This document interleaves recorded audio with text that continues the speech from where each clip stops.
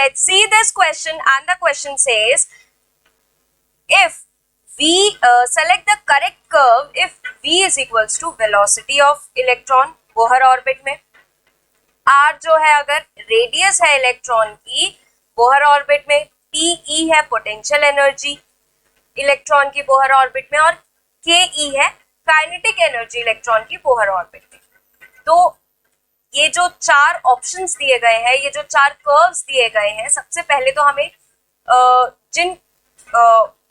जैसे अगर v और n के बीच में कर्व बन रहा है तो हमें v और n के बीच में जो रिलेशन है वो पता होना चाहिए। तो चलिए स्टार्ट करते हैं ऑप्शन नंबर ए से। तो ऑप्शन नंबर ए में दिया गया है कि वेलोसिटी v और n में जो कर्व है वो स्ट्रेट लाइन है, इसके अकॉर्डिंग मतलब v जो है डायरेक्टली प्रोपोर्शनल होना चाहिए n के। तो फिर चलिए फॉर्मूला आगे हम डालते हैं। तो 2.19 into 10⁻⁶ Z/n मीटर पर सेकेंड होता है।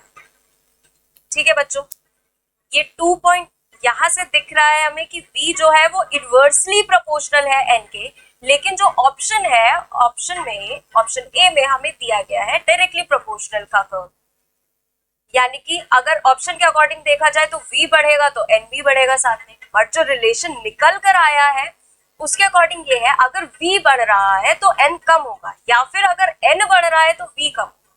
तो ये रिलेशन, ये कर्व तो हमारा इनकरेक्ट है।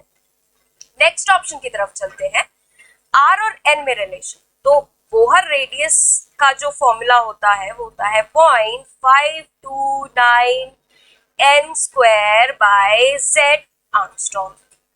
ठीक है बच्चों, यहां से पता चल रहा है r जो है डायरेक्टली प्रोपोर्शनल है n² के, मतलब अगर r 2 बढ़ेगा तो n जो है वो 4 बढ़ जाएगा, उसका स्क्वायर बढ़ेगा, एक्सपोनेंशियली इंक्रीज करेगा। तो हमें दिख भी रहा है अगर r की वैल्यू 0 है तो 0 है n की भी, अगर r की वैल्यू मान लीजिए 2 है तो n की वैल्यू आ जाएगी 4, एक्सपोनेंशियली n इंक्रीज कर रहा है, तो ये कर्व हमारा करेक्ट है। नेक्स्ट ऑप्शन की तरफ चलते हैं, पोटेंशियल एनर्जी का और n का रिलेशन। पोटेंशियल एनर्जी का फॉर्मूला होता है -kZe²/n। ठीक है, इसको एक बार करेक्ट करके फिर से लिख देते हैं, Rn।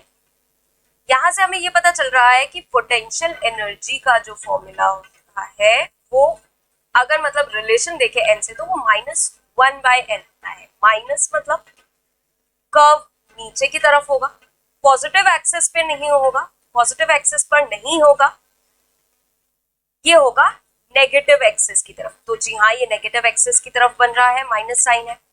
1/n, हाँ 1/n है, तो ये भी कर्व हमारा करेक्ट। 1/n ये नीचे की तरफ जा रहा है। काइनेटिक एनर्जी और जो n का जो रिलेशन है वो क्या होता है,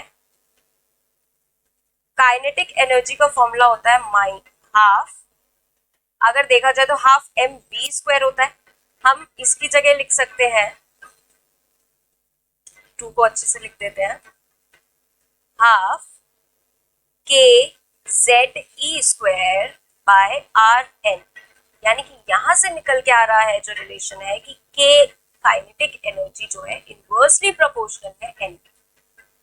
तो उसके अकॉर्डिंग ये रिलेशन भी करेक्ट है कि काइनेटिक एनर्जी बढ़ रही है, n डिक्रीज हो रहा है, मतलब ये हमारा जो कर्व है ये बिल्कुल करेक्ट आ रहा है।